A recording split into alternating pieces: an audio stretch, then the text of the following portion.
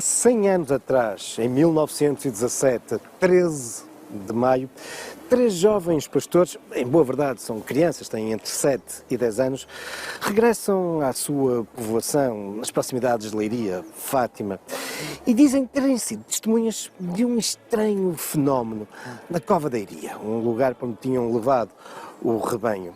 Aí teriam visto, no alto de uma azinheira, uma senhora muito bonita, toda vestida de branco, e dela emanava uma luz fortíssima, brilhante, mais do que o sol.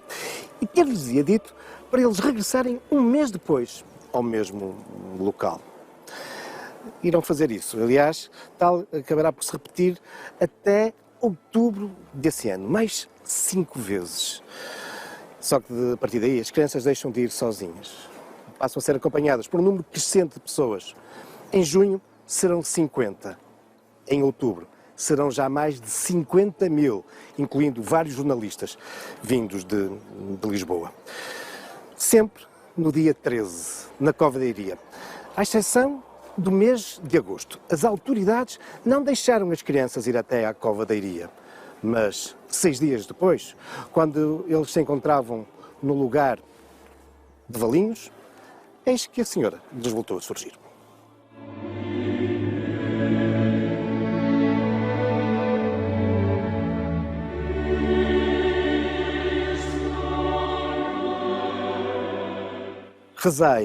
Rezai muito e fazei sacrifícios pelos pecadores. Ter-lhes dito a senhora. Não nos podemos também esquecer do contexto histórico da época. Estamos em plena Primeira Guerra Mundial, em que o país participa. A crise havia-se instalado no nosso país. E esta aparição, estes fenómenos, são entendidos por muitos como algo de celestial, divino, mariano. E esta mensagem de rezai muito, vem reforçar essa opinião que alguns vão formando. Importa também aqui dizer que só os 3 pastorinhos viam a senhora. Eram eles os videntes. Todos os outros que os acompanhavam não viam a senhora, mas eram testemunhas de estranhos fenómenos atmosféricos e luminosos. Algo que se tornará ainda mais evidente na última aparição, a 13 de outubro, quando perante essas mais de 5 dezenas de milhares de pessoas, o sol parece ter começado a girar, entrando numa dança, como testemunham os jornais da época. É também nessa altura que Nossa Senhora se revela como tal aos pastorinhos. Nossa Senhora do Rosário, mas passará a ser conhecida como Nossa Senhora de Fátima, dando origem a uma das mais fortes devoções marianas do século XX, prolongando-se até aos nossos dias, dando origem a um dos mais concorridos santuários dedicados a Maria e que desde então tem atraído milhares e milhares de peregrinos de todo o mundo. Mas esta aparição em 1917 não é a primeira que, segundo a tradição, ocorre no nosso país. Já anteriormente, noutros lugares, Nossa Senhora teria aparecido, dando origem a tradicionais lugares de culto mariano e de santuários. Um ainda hoje objeto de grande devoção, outros caíram totalmente no esquecimento.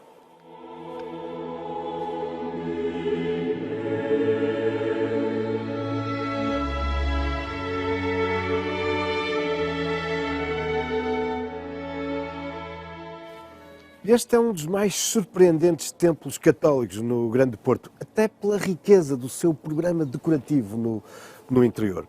Mas é também, hoje, um dos mais esquecidos e desconhecidos. Não era assim há cerca de 400 anos atrás, quando este local atraía milhares e milhares de pessoas. Encontramos-nos no Concelho da Maia, na freguesia de Águas Santas. E esta é a capela de Nossa Senhora de Guadalupe.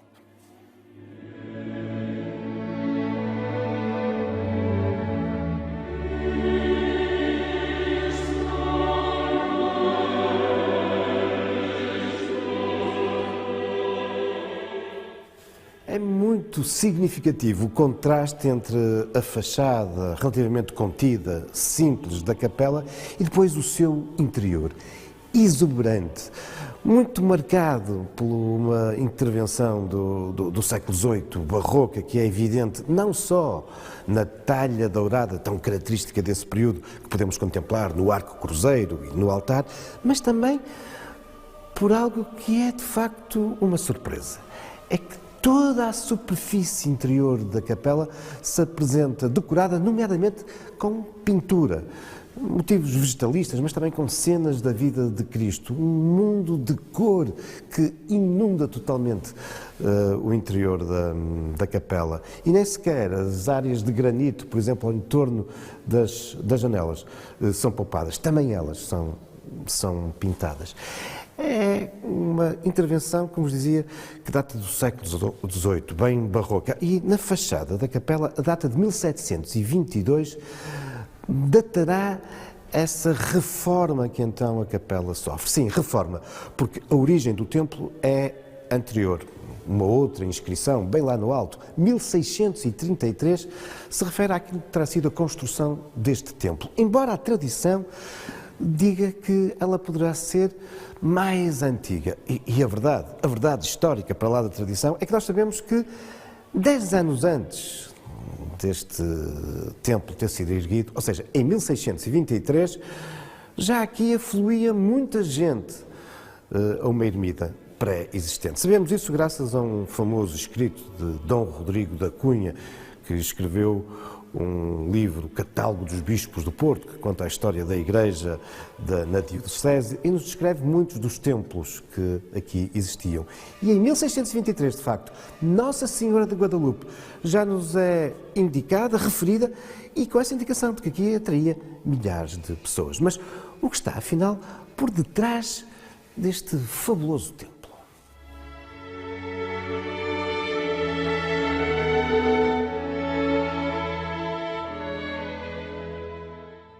A tradição faz remontar a origem deste templo e desta devoção aqui a Nossa Senhora de Guadalupe a 1580.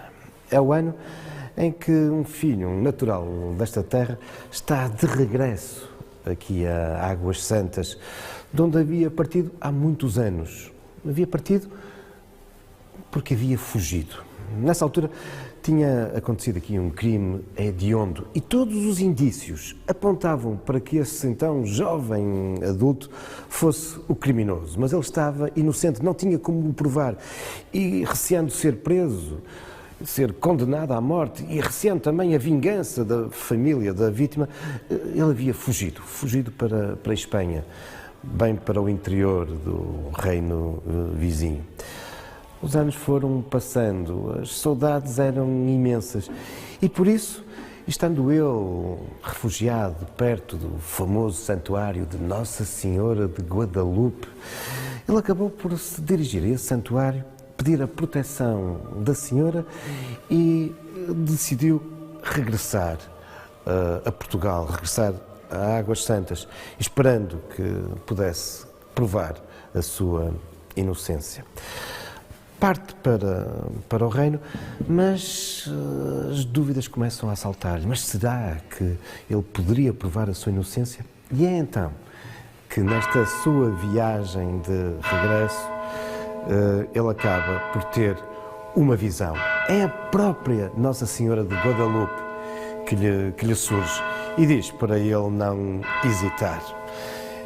E a verdade é que quando ele chega aqui a Águas Santas, o seu caso estava há muitos anos resolvido. Toda a gente sabia que o fugitivo, afinal, era inocente.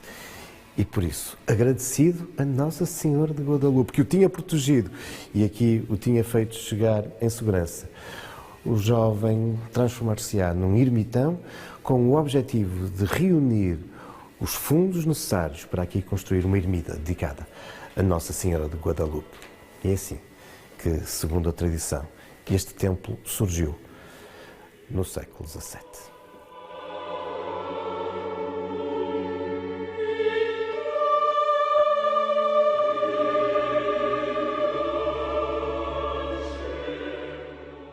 para lá da tradição e da lenda, temos que perceber o contexto histórico desse século XVII, quando surge aqui a ermida. Vivemos, afinal, a época da união dinástica com Espanha. Uma época em que, entre nós, se vão divulgar e popularizar muitos cultos marianos, bem populares no reino vizinho, caso de Nuestra Senhora del Pilar, a Senhora do Pilar, e a Nossa Senhora de Guadalupe. E esta ermida vai também ganhar fama de imediato porque diz a tradição que aqui surgiu miraculosamente uma imagem da própria Senhora de Guadalupe. Esta que aqui se pode contemplar na sacristia da capela. E esta imagem vai ser responsável, diz a tradição, por muitas curas milagrosas. Mas muita da devoção em torno de Nossa Senhora de Guadalupe tem também a ver com a capacidade que ela tem, diz a lenda, para aplacar momentos de grande seca, de inexistência de chuvas. Existem muitos registros de procissões que são feitas com esta imagem de Nossa Senhora de Guadalupe, nomeadamente a pedido de lavradores da Maia e de Matosinhos. E na sequência dessas procissões, de imediato começa a chover. Isso mesmo nos recorda, por exemplo, aqui esta peça, esta cruz processional, que nos refere que há 200 anos atrás, a 1 de maio de 1817, a imagem foi em procissão até Matosinhos para fazer chover. E que tal? Aconteceu de imediato. Bom, esta é uma capela em torno de uma aparição mariana a um fugitivo. Mas temos aqui na região do Porto outros casos de conhecidas e desconhecidas capelas que têm a sua origem em aparições de Nossa Senhora.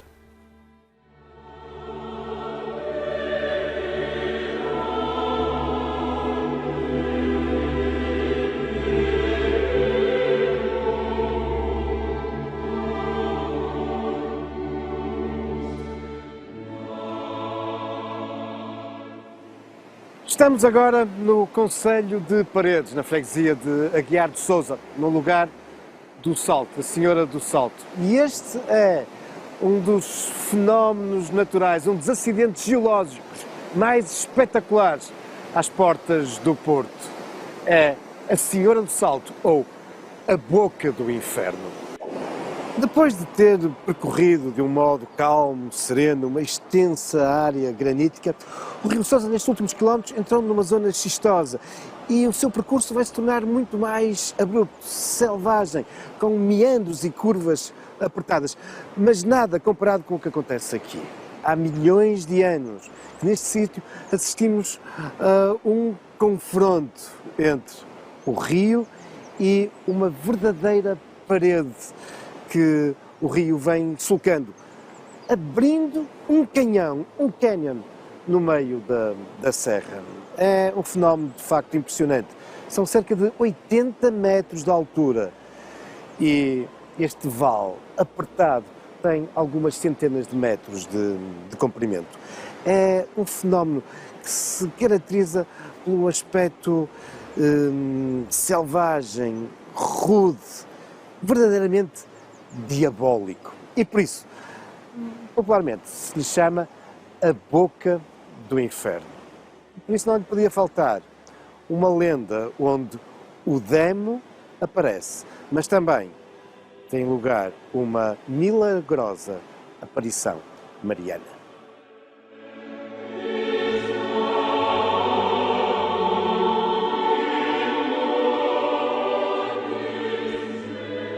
Conta a lenda que há muito tempo um jovem cavaleiro da região tinha partido para a caça quando se vê envolvido por um muito denso nevoeiro. Desiste por isso dos seus objetivos, regressava à casa quando no meio daquela fechada neblina lhe surge um enorme veado, um animal como ele nunca vira e nunca caçara, e por isso parte no encalço desse veado, que como que o desafia, surgindo, desaparecendo. O que o jovem não sabe é que, afinal, o enorme chifrudo animal era nada mais, nada menos do que o diabo, que assim se havia transfigurado para atrair o jovem para a boca do inferno. para o enorme desfiladeiro. O jovem apercebe-se disso tarde demais, quando o seu animal já havia saltado e se encontrava a cair na garganta. Desesperado, o jovem pede a proteção de Nossa Senhora, que o venha valer. E conta a lenda que Maria lhe surge durante a queda e que, de facto, o vai socorrer desse tombo mortal. O cavalo vai cair de um modo muito mais suave e lá embaixo, o impacto na rocha, esta como que se transforma em manteiga. Ainda hoje, 5 grandes cavidades são explicadas popularmente como os buracos feitos pelas patas e pelo focinho do cavalo quando ali aterrou. Nascia, assim, esta associação do salto do Sousa, desta correnteza, à Senhora do salto do cavalo. Nascia uma devoção e um santuário mariano neste sítio, que sabemos que já no início do século XVIII aqui atraía imensa gente, nomeadamente da cidade do Porto.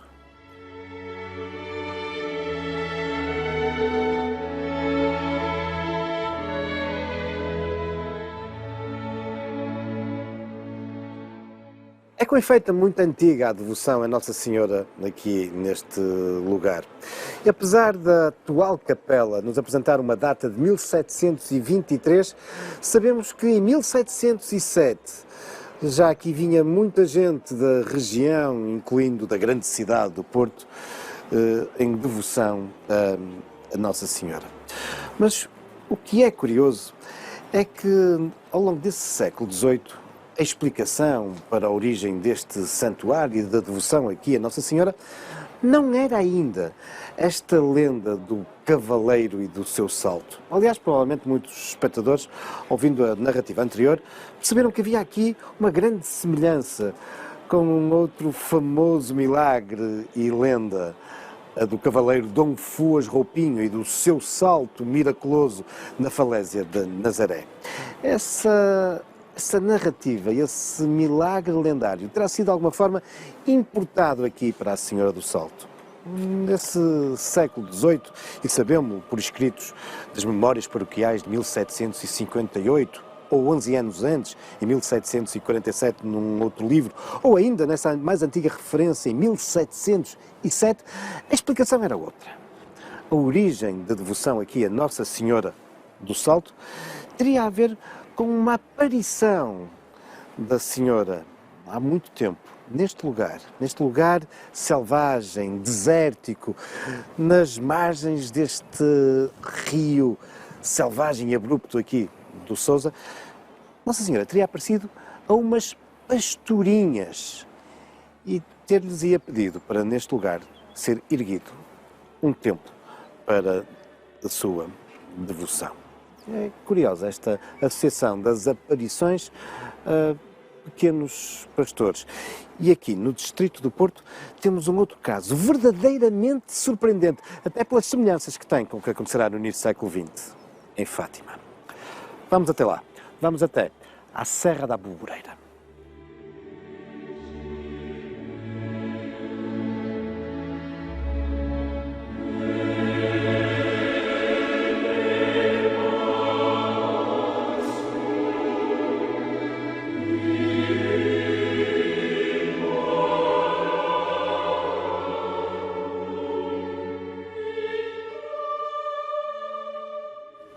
Foi aqui na freguesia de Folhada, no concelho de Marco Canaveses, num cabeço, numa das vertentes da Serra da Aboboreira, voltada para sul, que teve lugar, em 1757, um fenómeno muito curioso, uma outra aparição mariana, que de algum modo está na origem desta capela barroca, já dos finais do século XVIII, posterior, portanto, e já sob a evocação de outro importante culto em torno da Virgem, a Senhora da Aparecida. Bom, mas tudo terá começado então nesse ano de 1757 e é-nos descrito um ano depois pelo pároco local nas Memórias Paroquiais de 1758. E diz-nos ele, e reparem como isto é muito interessante, tendo em conta as semelhanças com o que irá acontecer 160 anos depois, a 13 de maio de 1917, na Cova da Iria. Diz ele que 3 pequenas pastoras de idade inferior a 12 anos que andavam com o gado, vão ver uma senhora muito bonita que irradiava muita luz. Uma senhora que lhes diz para elas rezarem muito. Nós podemos esquecer também do contexto da época. O terremoto de 1755 foi há muito pouco tempo e, de resto, temos registros de outras aparições que então acontecem nesta preocupação das gentes com o que estava a acontecer com a natureza e a necessidade da proteção divina e de Maria. E quando as crianças lhe perguntam quem ela é, ela diz para elas voltarem a este sítio, repetidas vezes, para então se vir a revelar como sendo Nossa Senhora. E no meio de tudo isto, vai havendo também alguns fenómenos, nomeadamente à noite de luz, o sol como que aparece. O pároco pede para que o bispo tenha isto em atenção, mas ele acaba por dizer ao pároco para avaliar bem o que está a acontecer. E o padre, em 58, diz que imensa gente vem aqui em Romaria, mas aparentemente a hierarquia da Igreja desinteressou-se por esta aparição. Uma aparição que acontecera em 1757, no dia 13 de maio.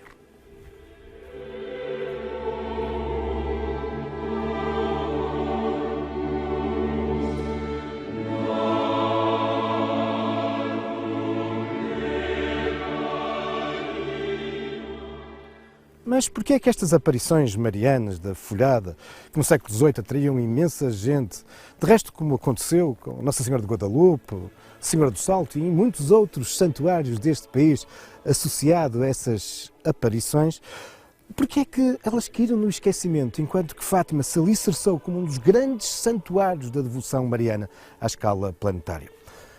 Várias circunstâncias concorreram para tal, desde logo o facto de Fátima ter decorrido no século XX e beneficiar já de uma grande difusão e cobertura mediática. Não nos esqueçamos que a 13 de outubro estão jornalistas de Lisboa a cobrir o fenómeno.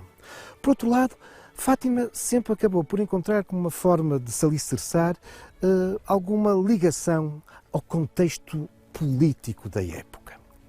Em 1917, Portugal está a participar na Primeira Guerra Mundial. É um momento de aflição do país, onde a proteção de Nossa Senhora é obviamente algo que conforta muitos dos devotos e dos crentes. E apesar também de início alguma da hierarquia católica ter colocado dúvidas, até alguma oposição, a verdade é que desde muito cedo, e ao contrário de muitas das outras aparições que sempre foram entendidas como religiosidade popular, desde muito cedo Fátima será acarinhada pela hierarquia da Igreja Portuguesa. Uma vez mais, as questões políticas são aqui importantes. Não nos podemos esquecer que em 1917 o país se encontrava há pouco tempo sob o regime republicano, muito anticlerical, e por isso Fátima era um importante símbolo das tradições e da proteção de Maria ao nosso país. E estas ligações políticas vão-se alicerçar ainda mais, 30 anos depois, quando a vidente Lúcia vai divulgar os supostos mistérios que a senhora lhe teria transmitido. E eles são muito em torno de um contexto anticomunista, da conversão da Rússia, algo que obviamente interessa ao regime de Salazar e de resto mesmo a uma escala mais vasta, tendo em conta a divisão do mundo na época em dois hemisférios bem diferentes do ponto de vista político. Mas, independentemente disso, ao longo destas décadas, Fátima foi-se alicerçando como um importante palco de religiosidade e fé. Afinal, como já tinha acontecido aqui, na Serra da Aboboreira, em torno dessas aparições da folhada. Mas esta é uma serra que há muito tempo sempre foi um palco de religião e de rituais. De facto, há mais de 5.000 anos que esta serra é testemunha de fenómenos religiosos, desde essas visões místicas em torno de aparições marianas, até ritos e rituais, por vezes de religiões ancestrais, como testemunha este dolmen, a anta de chá de parada, já no concelho de Baião. Testemunha dessas religiões da pré-história. E de resto esta serra é riquíssima no fenómeno megalítico, as construções de grandes pedras Mas isso são já outros factos. Também outras lendas, futuros caminhos da história.